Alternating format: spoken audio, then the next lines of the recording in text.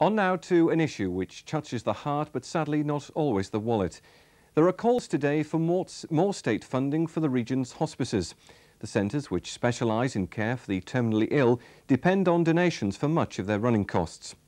Today, the North Yorkshire Health Authority announced a £500,000 grant for 3 hospices. While the cash is welcomed, hospice workers say more state support is vital. From St Leonard's Hospice in York, Wendy Homewood reports. How are you today? I'm fine. Good. Lovely. How did you get on at the hospital last week? 73-year-old Jim Fannon has been coming to St Leonard's since he was found to have a tumour of the lymph gland 2.5 years ago. Now his regular visits to the day hospice have become an important part of helping him learn to live with an incurable illness. When I came here, I'd been 3 weeks in the York District Hospital with a reaction from chemo, and I dehydrated. About 3 weeks, when the treatments had finished in the hospital, they brought me across here for a fortnight's convalescence. But what I had in there was out of this world. I could have got used to that sort of life. St Leonard's opened 8 years ago. Staff here provide all-round care for up to 16 residential patients and 14 in the day hospice. All of them are terminally ill with cancer or motor neurone disease. In addition, I think what isn't realised is that besides caring for our patients, we also care for the patient's family. So it's very much a case of admitting the patient and admitting the family as well.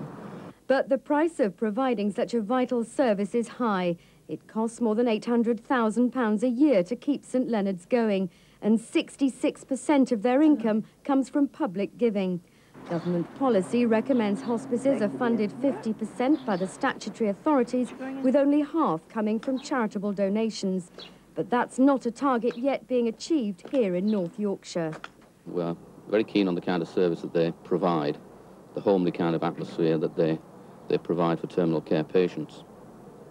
In 93-4, we've given support amounting to some £600,000. We will strive over a period of years to seek to achieve the national policy. It's a rather precarious feeling. I would very much like a more secure future for the hospice. It does mean that we have difficulty planning ahead in developing new services and so on.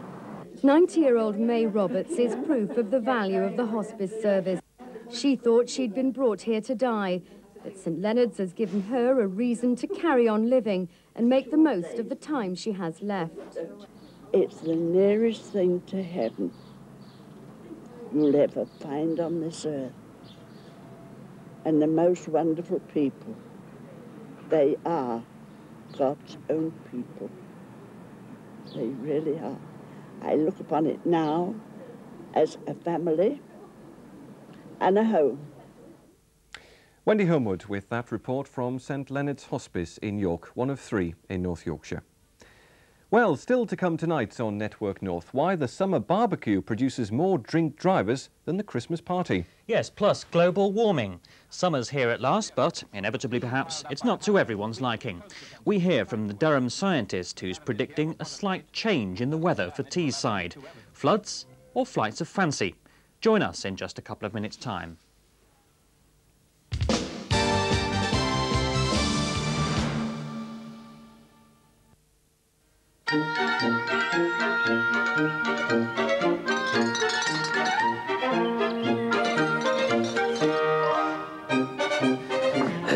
Right, what's going on here, lads? Look, I know it's a long way, but what's going to happen if Mrs. Metcalfe doesn't get her milk? The kids don't get their cornflakes, Dad doesn't get his porridge, and Mum doesn't get her cup of tea. So come on, lads, look lively. Wouldn't breakfast be a disaster if you didn't have fresh milk delivered every morning? Well, I don't know what you're laughing at. Auntie Ethel's coming to tea. They want 2 extra.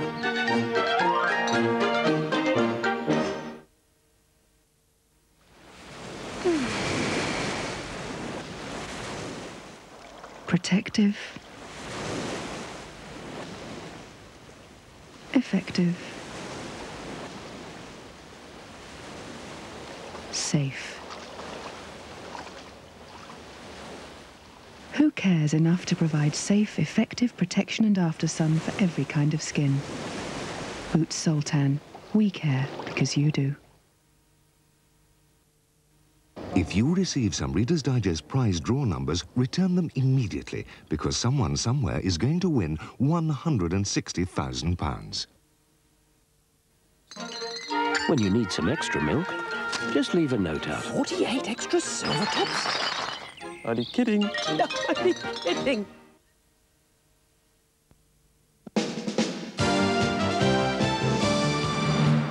Welcome back. Now, the sight of blue flashing lights in your rear-view mirror is enough to give anyone a bit of a shock. But if you've had a drink, it'll give you an even bigger one. Every year, just before Christmas, TV screens are full of adverts warning us about the dangers of drinking and driving. Then, after the New Year break, they disappear. Unfortunately for some, the police do not. And today, forces across the region have launched their summer drink drive campaign. To tell me more, I've got the head of Cleveland Police's Traffic Division, Chief Inspector Jeff Evans. Jeff, why a summer drink drive campaign? I think the public have got to be reminded that the drink drive campaign is a year-round campaign. In the summer months, I think people tend to forget about the Christmas atmosphere and parties. Do you think perhaps the government, the Department of Transport, concentrate too much on winter drink drive campaigns rather than the summer? I don't think they concentrate too much, but this is a timely reminder to people. Statistically, for example, last year in Cleveland, 204 people were breathalyzed in July and August, as compared to the 172 in December and January. So I think people need to be reminded that it is an all-year-round campaign, and the summer months are just as important as Christmas time. Do you think people will think, right, OK, I've seen the adverts on the telly, I will be careful, I will go to parties where perhaps transport is laid on, but then just forget about it in the summer? Well, I hope you're right, but people do tend to forget. I think days like today, parties and barbecues and the summer atmosphere, people tend to drink and perhaps don't realise that they're then going to drive home. We've got to remind the public, quite forcibly at times, that it is socially unacceptable to drink and drive. You mentioned quite forcibly. What's Cleveland Police's policy on actually stopping people and breathalyzing them? We have a vigorous policy in breath testing the motoring public. We look for anybody involved in an accident or indeed on a routine stop check. We are trying to reduce the carnage on the road. We are not trying to stop people's enjoyment and enjoying themselves, but we've got to stop the carnage on the road, particularly involving drink drivers. But at the end of the day, if they do take the risk, they will be prosecuted. Very much so. We would just urge people, I say again, it's a simple message. Please do not drink and drive. Think of other people. Today it was somebody else. Tomorrow it could be you. Thank you very much, Chief Inspector. And with that, it's back to Jake in the studio. Andrew basking in sunshine outside the Network North studio. But of course there's always a downside to the weather. And those old killjoys, scientists, this time from the conservation group Greenpeace, claim that as the Earth warms up, the problems facing the planet will multiply. One forecast is for devastating floods as sea levels rise. And a world weather expert based at Durham University claims one of the most vulnerable parts of the East Coast, wouldn't you know it, is Teesside. 40 years after these East Coast floods killed more than 300 people, there's a warning of even worse storms ahead. The trouble is, scientists don't know which year or even which century, but they've drawn up danger areas, like the lowlands of Cleveland, where thousands of people live and work alongside billions of pounds worth of industrial bases. 10 major complexes have been built here, much of it on reclaimed land. They're already below the measured high water mark of spring tides or the high astronomical tides. So any change in that relationship will actually increase the risk. So people who live in those areas, industries that are located in those areas, the investment in those areas is already at risk. That risk will increase if sea level rises and if there is an increase of storminess. Professor Michael Tooley is the chairman of the Environmental Research Centre at Durham University, where climatic changes over the past 10,000 years are being documented. Increases in the much talked about greenhouse gases and consequential global warming with a rise in sea levels, partly as a result of man's own activities, are being analysed using satellite imagery. It shows parts of Teesside increasingly at risk from future sea level rises and violent storms. Can the world afford to build high sea embankments? And my feeling is that, first of all, we shouldn't have developed those areas. We have developed those areas. I think we have to develop some planning strategy for some sort of ordered withdrawal from these areas and relinquish them to nature, allow them to return to become tidal flats, nature reserves. Now, there are certain strategic industries that are located in those coastal lowlands or beside those coastal lowlands, such as nuclear power stations, that have to be protected. And so we now have a commitment, not for the next generation, but hundreds of years to come, to protect those service industries. And what I would ask our planners is, can we afford it? Cleveland County Council says it has sophisticated emergency warning systems for unusual rises in seawater and was constantly monitoring coastal defences, but it couldn't guarantee total protection from the forces of nature. Well, dire warnings there on the terrible fate awaiting Cleveland. But how much support does that theory attract? A question for our weatherman, Bob Rust. Bob.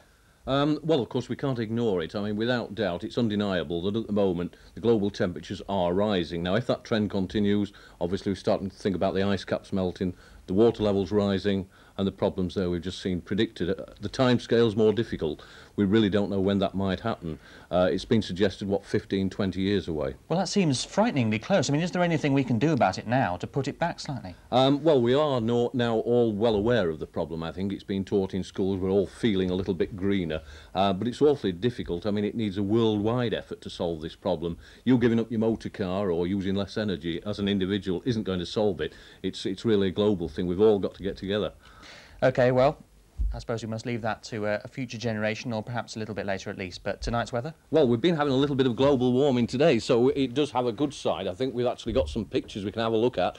People enjoying themselves there on the beach at Redcar there. Lots of sunshine. And, of course, it's well worth noting, be careful with that sunshine. It can be damaging. Now, the temperature there was probably about 19 centigrade, but inland it was a fair bit higher, up to about 23 centigrade. And the good news is that we've got a lot more of that weather to come, well, at least over the next 24 hours. So we are looking this evening that it's going to be a fine evening, lots more sunshine to come and pleasantly warm. And then moving into tonight's problem, well, we haven't got a problem at all. It's going to be a fine night once again, the cloud fairly well broken. I think towards the end of the night we might find a little bit of mist and perhaps some patchy fog on the hills. The lowest temperature tonight, well, about 10 or 11 degrees centigrade with just light winds. Tomorrow morning, well, a little bit grey in place, a little bit of mist around, patchy fog, but some brightness, and as we go through the day, we are going to find that brightness spreading to all parts, so we'll all get some sunshine. Temperatures, well, generally inland, I think we'll make about 21, perhaps 22 degrees centigrade, but near that coast, once again, we've got sea breezes. That keeps the temperature down a little bit. We're probably talking in the range about 16 to 19 centigrade, so all in all, it's looking like a pretty good day. Andy? Thanks, Bob. Well, at least the weather was perfect for the region's only major cricket match today. It was in the North Yorkshire village of Hovingham, where the Duchess of Kent's international team was called up to take on Yorkshire. It was part of Martin Moxon's benefit programme, and the weather certainly was a benefit for the team and the spectators. Both Yorkshire and Durham are now hoping for similar conditions when they get back to county championship action tomorrow. Yorkshire play Warwickshire at Edgbaston, while Durham play Surrey at the Oval. And, of course, we'll be keeping you up to date on their progress here on Network North. Well, that's just about it for tonight, but join us tomorrow to find out how I got on with the Ultimate Challenge. The Ultimate Challenge, that's surely trying to get a word in edgeways with Luke Casey. No, that's an impossible challenge. No, I've spent most of the day at one of the region's best-known theme parks, and the challenge is to do all three of their white-knuckle rides, one after the other. It's all right for some, but what's it all in aid of? Well, it is for a worthy cause, but I'll tell you all about that tomorrow. In the meantime, just spare a thought for Muggins here, who got sent right over the edge, wouldn't you know it? Oh, painful memories. All in the course of duty, but rather you than me. Anyway, more ups and downs from around the region, same time tomorrow. When we're hoping Dawn will be back with us fully restored after her flu. Till then, good night. Good night.